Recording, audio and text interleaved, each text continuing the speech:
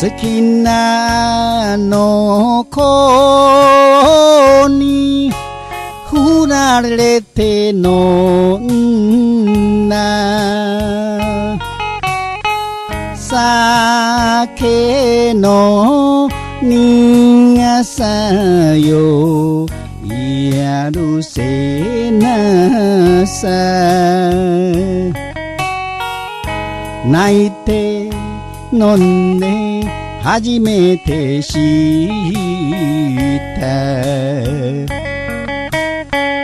あの子は俺の命だと20歳のお酒が教えてくれた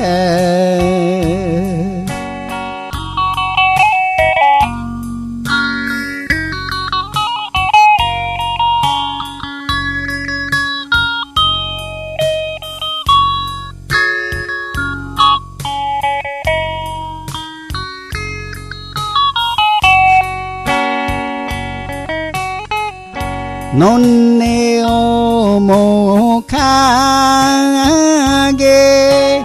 えそっとしても酒があの子を連れてくるよって逃げてさよならしたがどこどこまでもどうてくる20歳の恋の涙に濡れた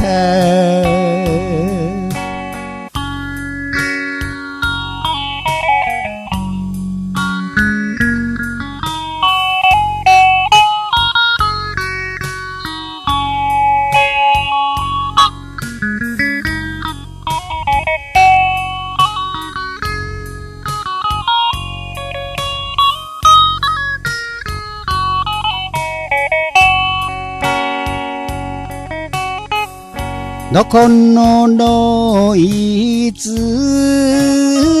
か知らないけれど酒が呼ぶのさ恋がたき焼いて飲んで忘れようとしたが深酒をよしとくらよと20歳のお酒が教えてくれた